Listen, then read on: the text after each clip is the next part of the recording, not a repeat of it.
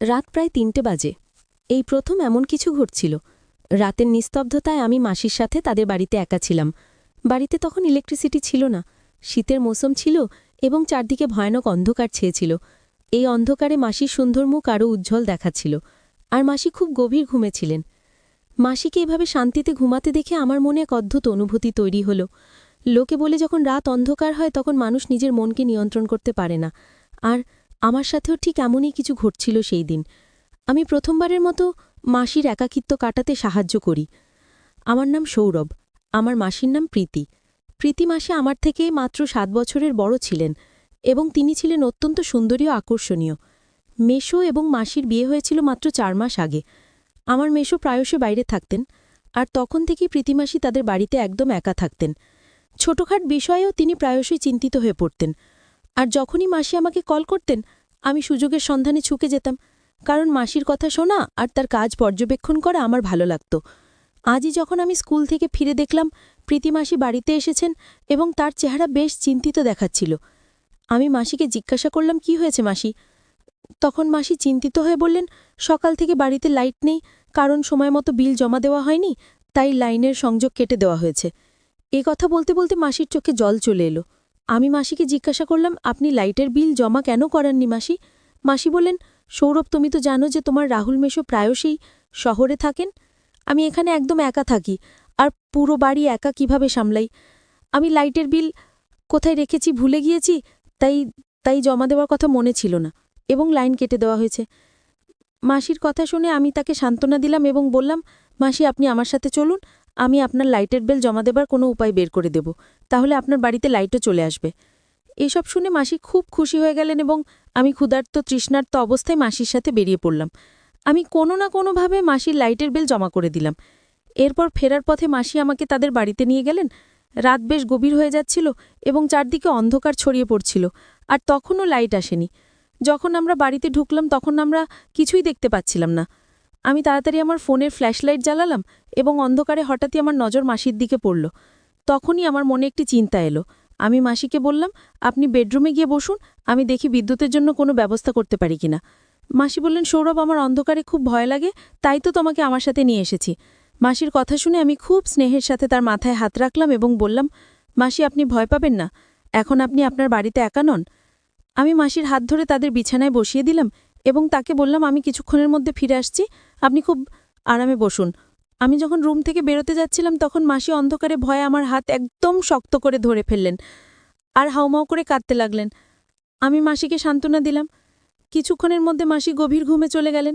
মাসি সাধারণত বাড়িতে শাড়ি আর হালকা ব্লাউজ পরে থাকেন আর রাতে নাইটি পরে ঘুমান, কিন্তু আজকে তিনি নাইটি পরেননি। নাইটি পরলে অনেক ভালো হতো। আজ হালকা সবুজ রঙের শাড়ি পরেছেন। শাড়িতে ঘুমন্ত মাসিকে দেখে পরীর মতো লাগছিল। তাকে দেখে আমার অদ্ভুত অনুভূতি হচ্ছিল। আমি যত দ্রুত সম্ভব আমার উদ্দেশ্য সাধন করতে যাচ্ছিলাম। যেমন কথা তেমন কাজ। এই অন্ধকার ঘরে সেদিন রাতে অনেক কাজ করেছি। মাসি গভীর ঘুমে থাকায় কিছুই টের পেলেন না, আমার জন্য বেশ সুবিধাই হয়েছিল। সকালে ঘুম ভাঙতে আমি নিজেকে খুব ক্লান্ত অনুভব করছিলাম। দেখলাম প্রীতিমাসি উঠে গেছেন আর খুব রেগে আমার দিকে তাকিয়ে আছেন। আমি জিজ্ঞেস করলাম, কি হয়েছে মাসি? আপনি আমাকে এভাবে তির্যক দৃষ্টিতে কেন দেখছেন? এক মুহূর্তের জন্য আমার মনে হলো মাসি কি জানতে পেরেছেন যে আমি গতরাতে কি করেছি। মাসি বলেন, অর্ধেক দিন চলে গেছে, আর সৌরভ, তুমি এখনো ঘুমাচ্ছ? তাড়াতাড়ি ওঠো আর বাড়ি চলে যাও, পিসি তোমার জন্য চিন্তিত আছেন। আমি মাসির হাত ধরে আমার পাশে বসালাম। মাসি বলেন, বেশি আদর দেখানোর দরকার নেই, আমি সব জানি। রাতে তুমি আমার বিছানায় কেন ঘুমিয়েছিলে? সৌরভ, তুমি আমার সাথে একদম ভালো করনি। আমার বাড়িতে আরও রুম আছে, তুমি চাইলে লবিতে ঘুমাতে পারতে। মাসির কথা শুনে আমি লজ্জায় মাথা নিচু করে ফেললাম। মনে হলো মাসি শুধু এতই জানেন। আমি তার কথা উপেক্ষা করে স্নান করতে চলে গেলাম। একটু পর যখন বাড়ি ফিরলাম মা খুব রেগে বসেছিলেন। মা বললেন, সৌরভ, তুমি এতক্ষণ কোথায় ছিলে, আজ ফিরেছ? আমি মাকে বললাম, মাসি অন্ধকারে খুব ভয় পেয়েছিলেন তাই বাড়ি আসিনি, এখন সকালে মাসির বাড়িতে লাইট চলে এসেছে, এখন আর মাসির আর কষ্ট হবে না। মা বললেন, তোমার মাসি ছোট ছোট বিষয় নিয়ে টেনশন করার অভ্যেস হয়ে গেছে, এই অভ্যেস কবে ছাড়বে কে জানে। মা মাসির আচরণে খুব অভিযোগ করছিলেন, আর আমি মায়ের কথা শুনে শুধু মাথা নাড়াচ্ছিলাম। এমনি করে ৩ দিন কেটে গেল, আর আমার মাসির বাড়ি যাওয়ার কোনো উপায় হচ্ছিল না। আমার মন খুব খারাপ ছিল যে কিভাবে মাসির বাড়ি যাব। ৩ দিন পর যখন আমি বন্ধুদের বাড়ি থেকে ফিরছিলাম দেখলাম মা চিকেন বানাচ্ছেন। আমি ইচ্ছে করে মায়ের সামনে বললাম, মাসি চিকেন খেতে খুব পছন্দ করেন, এ কথা শুনে তারও একটু দয়া হলো যে মাসি তো চিকেন পাননি। মা বলে উঠলেন, মাসির বাড়ি তেমন দূরে নয়, গাড়ি নিয়ে যাও, 1 মিনিটও লাগবে না, আর তোমার মাসিকে দিয়ে আসো। আমি আমার সুযোগের সন্ধানে ছিলাম। ইচ্ছে করে একটু অনিচ্ছা দেখিয়ে বললাম, ঠিক আছে মা, আমি মাসিকে চিকেন দিয়ে আসি। মা তাড়াতাড়ি টিফিন প্যাক করে দিলেন। আমার মন খুশিতে ভরে গেল। আমি মাসির বাড়ি পৌঁছালাম। মাসি রান্না করতে যাচ্ছিলেন। চিকেনের টিফিন দেখে তিনি খুব খুশি হলেন আর আমাকেও খেতে বললেন। আমি সঙ্গে সঙ্গে তার সাথে বসে গেলাম আর আমরা দুজনে মিলে চিকেন খেলাম। আমি তো আমার বাড়ি ফিরে যাবার কোনো চিন্তাই করছিলাম না। বেশ কিছুক্ষণ পর আমি মোবাইলে গেম খেলা শুরু করলাম। আমি ফোন করে মাকে বলেছিলাম যে প্রীতিমাসি আমাকে জোর করে তার বাড়িতে আটকে রেখেছেন। যদিও প্রীতিমাসি আমার সাথে এমন কোনো কথা বলেননি। আমি মাসিকে বললাম, আপনি দিন দিন এত চিকন হয়ে যাচ্ছেন, আপনি বেশি করে খাবার পানি খান না কেন? মাসি বললেন, রোজ জুস খাওয়ানোর মতো কেউ নেই, তাই হয়তো এরকম হচ্ছে। আমি বললাম, ঠিক আছে, এখন থেকে দায়িত্ব আমার। তারপর আমি আনারের জুস এনে নিজে মাসিকে দিলাম আর তাতে এক ধরনের ওষুধ মিশিয়ে দিয়ে দিলাম। মাসি আমার দিকে তাকিয়ে বললেন, তোমার মতো ছেলে সবার হওয়া উচিত। তোমার রাহুল মেশো এখানে নেই, কিন্তু তুমি আমার এত খেয়াল রাখো যে এখন আমার তেমন সমস্যা হয় না। নইলে আমি বসে বসে ভাবতাম তোমার রাহুল মেশো ছাড়া আমার সময় কিভাবে কাটবে। মাসির কথা শুনে আমি হালকা করে হেসে দিলাম। মাসি কি জানতেন যে আমার এই সাহায্যের পিছনে কি উদ্দেশ্য লুকিয়ে আছে?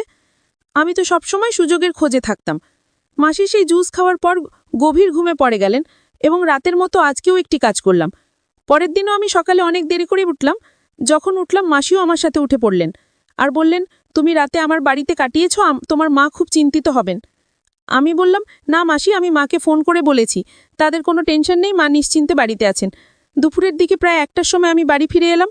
মা আমাকে বললেন, তোমার পড়াশোনাতেও একটু মন দাও, নইলে তুমি তোমার মাসির চাকর হয়ে যাবে আর তোমার পুরো জীবন নষ্ট হয়ে যাবে। আমি মাকে বললাম, মা আপনি কি ধরনের কথা বলছেন? সে আপনার ভাইয়ের স্ত্রী, একা বাড়িতে থাকেন। যদি আমরা মাসির কিছু কাজে লাগতে পারি তাতে কি ক্ষতি? এখন আমি ঠিক করেছি যে আমি প্রতিদিন যাতে মাসির বাড়ি যাব, যাতে তার পাশে থাকতে পারি। আশেপাশের প্রতিবেশীরা বলেছে যে এখন গ্রামে অনেক চুরি হচ্ছে, এই অবস্থায় মাসিকে একা রাখা ঠিক হবে না। আমার কথা শুনে মা টেনশনে পড়ে গেলেন এবং বললেন, ঠিক আছে, তুমি রোজ রাতে তোমার প্রীতিমাসি বাড়ি যাও, কিন্তু সকালের মতো সময় মতো ফিরে আসবে। এরপর থেকে আমি প্রতিবার আনারের জুস নিয়ে মাসির বাড়ি পৌঁছে যেতাম। সেই জুসে ওষুধ মিশিয়ে তাকে দিতাম আর মাসি গভীর ঘুমে পড়ে যেতেন। আমি আমার সুযোগের সদ্ব্যবহার শুরু করতাম। এখন আমি এই কাজে খুব খুশি ছিলাম। আমি খুব সহজেই মাসিকে বোকা বানিয়ে দিতে পারতাম। মাসি কখনো আমার উপর সন্দেহ করেন।